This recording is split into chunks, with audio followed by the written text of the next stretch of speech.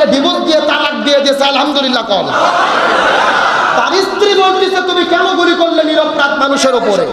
তার মানে আল্লাহ তাআলা শিক্ষা দিচ্ছে ওয়া মাকারু ওয়া মাকারাল্লাহ ওয়াল্লাহু খায়রুল মাকিরিন। তারাও ষড়যন্ত্র করে, আল্লাহর কৌশল অবলম্বন করে। কার কৌশল বিজয়ী হবে?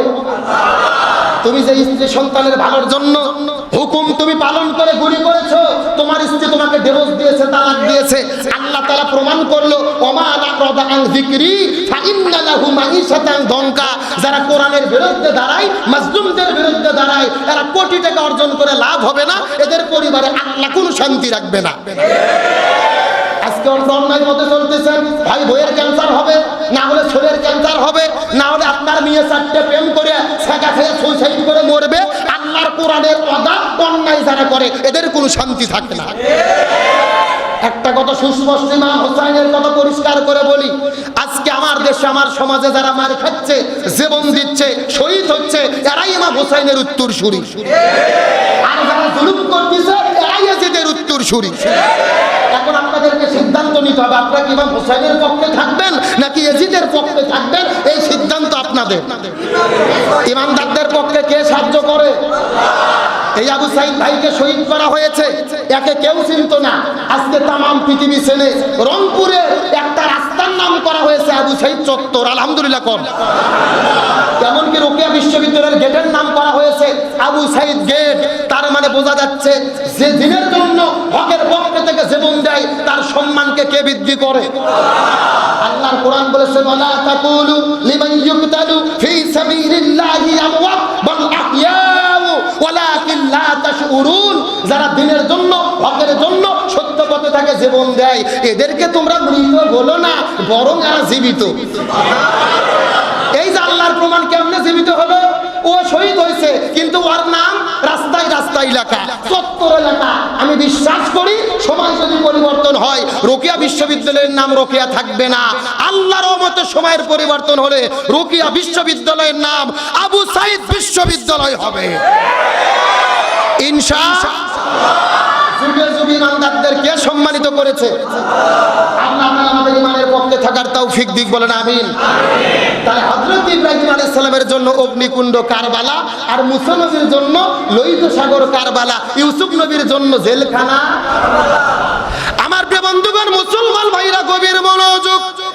আমি আপনাদের আর বেশি কথা বলবো না, একটা মেসেজ আপনাদেরকে দেওয়ার পরে বিদায় নিয়ে চলে যাওয়ার চেষ্টা করব। কথাগুলো সুন্দর করে বোঝার চেষ্টা করবেন। আমাদের নবীজি দিনের দাওয়াত দেওয়ার কারণে ওই তায়েফের ময়দানে যখন চলে গেল, নবীজি দিনের দাওয়াত দেওয়ার কারণে আমাদের নবীজিকে তায়েফের ময়দানে পাথর মারা শুরু করে দিলেন। ওই কাফেরের বাচ্চা নবীজিকে পাথর মারা শুরু করেছে। নবীজি পাথরের আঘাত খাইতে খাইতে মাটির মধ্যে পড়ে গেছে। কিছুক্ষণ পরে নবীজির আবার হুঁশ হয়েছে, তার আবার নবীজিকে পাথর মারা শুরু করেছে। নবীজি পাথরের আঘাত খাইতে খাইতে মাটির মধ্যে পড়ে গেছে। নবীজির শরীরের মধ্যে থেকে একটা ফোঁটা রক্ত বের হয়েছে। আল্লাহর কুদরতি মনের মধ্যে বড় কষ্ট লেগে গেছে। আল্লাহ তাআলা ডাক দিয়ে বলে, জিবরাইল রে, আর তোমাকে সিদরাতুল মুনতাহাতে থাকা যাবে না। নবীর শরীরের মধ্যে থেকে একটা ফোঁটা রক্ত বের হয়েছে রে, ওই রক্তটা জমিনের মধ্যে পড়তে দেওয়া যাবে না। তার কারণ হলো নবীজির শরীরে রক্ত যদি জমিনের মধ্যে পড়ে, ওই জমিনের ভেতরে সাথে সাথে ভূমিকম্প শুরু হয়ে যাবে। আমি নবী না চিনিলাম, কি ভুল করিলাম।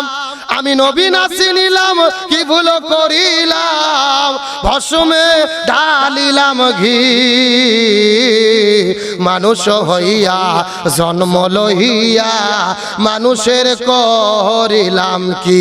আমি মানুষ হইয়া জন্ম লইয়া মানুষের করিলাম কি। সবাই দরুদ শরীফ পড়েন, আল্লাহুম্মা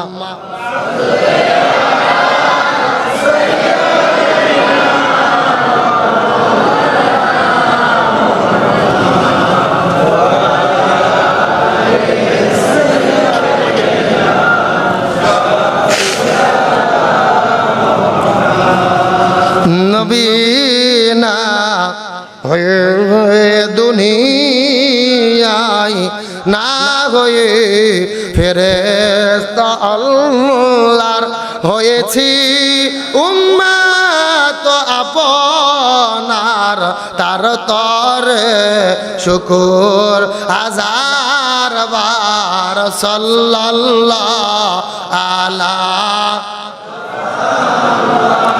সাল্লাল্লাহু আলাইহি ওয়াসাল্লাম সাল্লাল্লাহু আলা মুহাম্মাদ সাল্লাল্লাহু।